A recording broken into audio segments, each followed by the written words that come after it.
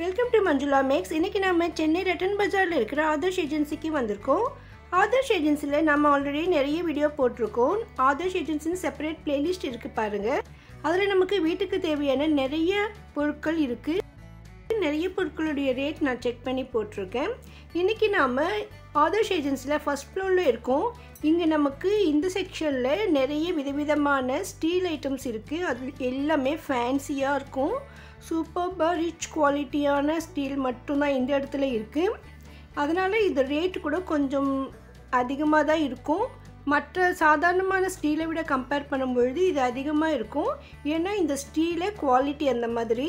இந்த இடத்துல நமக்கு இதில் கீழே ஃபுல்லாக காப்பர் இருக்குது, உள்ளே நமக்கு ஸ்டீல் இருக்குது. ஸோ இதில் பால் காய்ச்சும் பொழுது அவ்வளோ சீக்கிரமாக கூட அடி பிடிக்காது.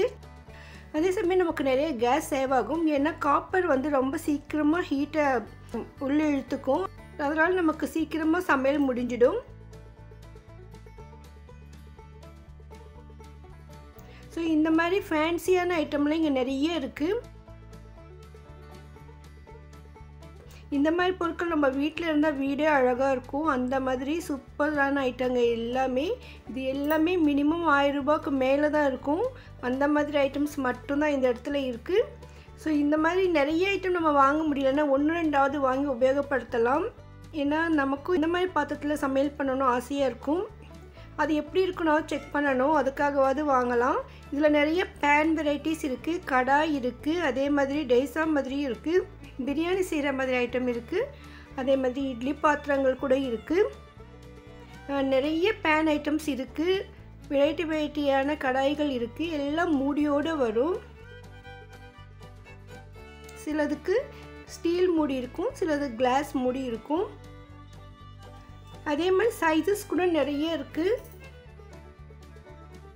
நம்ம வீட்டில் இருக்கிற மெம்பர்ஸை பொறுத்து நம்ம இங்கே வாங்கலாம். அதே மாதிரி கொஞ்சமாக சமைக்கணும்னா இந்த மாதிரி சின்னதை எடுக்கலாம். இந்த கடாயிலேயே நமக்கு உள்ளே நமக்கு நான்ஸ்டிக் மாதிரி கொடுத்துருக்காங்க பாருங்கள். இது இன்னும் சீக்கிரமாக சமையல் முடியும், அடி பிடிக்காது.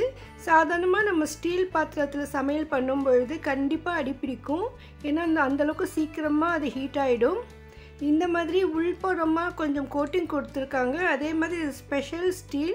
அதனால சாதாரண ஸ்டீலில் சமையல் பண்ணுற மாதிரி பண்ணினாலும் இதில் அவ்வளோ சீக்கிரம் அடி பிடிக்காது. அதே மாதிரி க்ளீனிங் பண்ணுறது கூட ரொம்ப ஈஸி. இதில் இவ்வளோ வெரைட்டிஸ் இருக்குது பாருங்கள். இதில் நம்ம சமையலுக்கு எந்த மாதிரி சமையல் பண்ணுறோமோ அதுக்கு தகுந்த மாதிரி விதவிதமான பாத்திரங்கள்.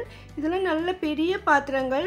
ஜாயிண்ட் ஃபேமிலி இருக்கிறவங்க ஒரு 10 பேர் இருக்கிற ஃபேமிலியில் தான் இந்த மாதிரி யூஸ் பண்ண முடியும். அந்த மாதிரி பெரிய பெரிய பாத்திரங்கள் கூட இங்கே இருக்குது. ஒருவேளை சின்னதாக ரெஸ்டாரண்ட் மாதிரி வச்சுருக்கிறவங்களுக்குன்னா நிறைய பேருக்கு சமைக்கிறதுக்கு கூட இந்த மாதிரி நல்லாயிருக்கும். இதெல்லாம் பால்க்கு நம்ம பாருங்கள், நிறைய 2 லிட்டர்ஸ் பால் பிடிக்கும் போல இருக்குது. அந்தளவுக்கு பெரிய பாத்திரம் அது. கீழே நிறைய விதவிதமான இட்லி பாத்திரங்கள் இருக்குது. பார்க்கவே அழகாக இருந்தது. எனக்கு எது எடுக்கணும்னே தெரியல, அந்தளவுக்கு சூப்பராக இருந்தது. இது கிளாஸ் ஷெல்ஃப் மேலே வச்சுருக்காங்க. ஒவ்வொரு பொருளுமே நல்லா வெயிட்டாக இருந்தது. என்னால் ஒரு கையாலேயே எடுக்க முடியல, அந்தளவுக்கு வெயிட்டாக இருந்தது.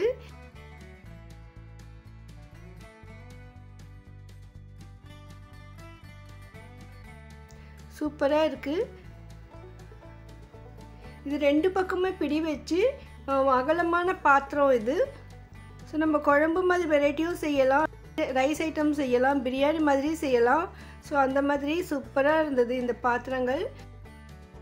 ஆனால் ரேட்டும் அதே மாதிரி தான், அதிகமாக தான் இருக்குது. நார்மலாக மிடில் கிளாஸ் பீப்புளுக்குன்னா இது கொஞ்சம் யோசிப்போம். ஆனால் இதையும் நம்ம ட்ரை பண்ணி பார்க்கணுன்னு நினச்சா வாங்கலாம். இந்த மாதிரி பொருட்கள் கிச்சனில் இருந்தால் கிச்சனே அழகாகிடும். அந்த மாதிரி ஹை குவாலிட்டி ஐட்டம்ஸ் இதெல்லாம். நமக்கு சின்ன பாத்திரம் கூட கிடைக்கும். இதில் நிறைய வெரைட்டி சைஸஸ் இருந்தது. நான் ஒரு சில ஐட்டம் மட்டும் ரேட் செக் பண்ணி போட்டிருக்கேன். ஏன்னா நிறைய இருக்கும்போது எல்லாமே செக் பண்ண முடியல. இது அடுக்கடுக்காக இருந்தது. மேலே இருக்கிறது எடுக்க முடியல என்னால். சரி, அப்புறமா நான் 2 கையில் எடுத்து தான் கீழே வச்சு பார்த்தேன். இது என்ன செக் பண்ணணும்னு நினச்சேன். பாருங்கள், இது இப்படி தான் இருந்தது. மேலே ஃபஸ்ட்டு மூடி எடுத்தால் உள்ளே நமக்கு ஸ்ட்ரெயினர் மாதிரி ஒரு கிண்ணம் இருந்தது. அதுக்குள்ளே ஒரு கிண்ணம் இருக்குது பாருங்கள். இதுவும் சாதாரண பாத்திரம். இதில் வந்து நம்ம 3 விதமாக சமையல் செய்யலாம். இந்த பாத்திரத்தில் நம்ம சாதாரணமாக குக்கர் மாதிரி தாளிச்சிட்டு சாம்பார் அந்த மாதிரி செய்கிறதுக்கு குழம்பு செய்கிறதுக்கு யூஸ் பண்ணிக்கலாம். இல்லைனா இதில் தண்ணி ஊற்றிட்டு அதுக்கு மேலே இந்த கிண்ணம் வச்சு ரைஸ் ஐட்டம் செய்யலாம். ஸோ நிறைய பேருக்கு ரைஸ் வடிக்க தெரியாது, அதனால் ரைஸ் குக்கர் மாதிரி யூஸ் பண்ணலாம். அதற்கு மேலே இந்த மாதிரி பாத்திரம் வச்சுட்டா இதுக்கு மேலே ஆவியில் வேக விடுற மாதிரி காய்கறிகள் முட்டை அந்த மாதிரி ஏதாவது நம்ம மேலே வச்சு வேக வச்சுக்கலாம். சாதமும் காய்கறிகளும் சீக்கிரமாக ஒரே மாதிரி ஒரே டைமில் குக் ஆகிடும். ஸோ அந்த மாதிரி ஸ்பெஷல் ஐட்டம் அது. இது கொஞ்சம் டிஃப்ரெண்ட்டாக இருந்தது. இது இட்லி பாத்திரம். நார்மலாக இட்லி குண்டா மாதிரி இருக்கும். இந்த மாதிரி ஷேப் அதிகமாக நமக்கு அலுமினியத்தில் ரெஸ்டாரண்ட் ஹோட்டலில் யூஸ் பண்ணுவாங்க. இப்போ ஸ்டீல்லையே இந்த மாதிரி வந்திருக்கு. 4 பிளேட் இருந்தது. ஒவ்வொரு பிளேட்லேயும் 4 இட்லி வர்றது மாதிரி இருந்தது. ஸோ டிஃப்ரெண்ட்டாக ஒரு இட்லி பாத்திரம் வேணும்னா நீங்கள் இதை வாங்கலாம். நார்மலாக இட்லி குண்டாலாம் கீழே கொஞ்சம் உட்காராது, வளைவாக இருக்கும். ஸோ இது வந்து ஃப்ளாட்டாக இருக்கிறதால நம்ம இண்டக்ஷன் ஸ்டவ்வில் குக் பண்ணுறதுக்கு நல்லாயிருக்கும். அதனால் நீங்கள் இண்டக்ஷன் ஸ்டவ் யூஸ் பண்ணுறீங்கன்னா இந்த மாதிரி இட்லி பாத்திரம் உங்களுக்கு ரொம்ப நல்லாயிருக்கும். எப்போது சாதாரணமாக உபயோகப்படுத்துகிற இட்லி பாத்திரம் இல்லாமல் நம்ம கொஞ்சம் டிஃப்ரெண்ட்டாக யூஸ் பண்ணணும்னு நினச்சா இந்த மாதிரி ட்ரை பண்ணலாம். இந்த ஸ்டீல் கூட குவாலிட்டி ரொம்ப சூப்பராக இருந்தது. இங்கே மேலே நிறைய பால் கிண்ணங்கள் இருந்தது, வெரைட்டியாக.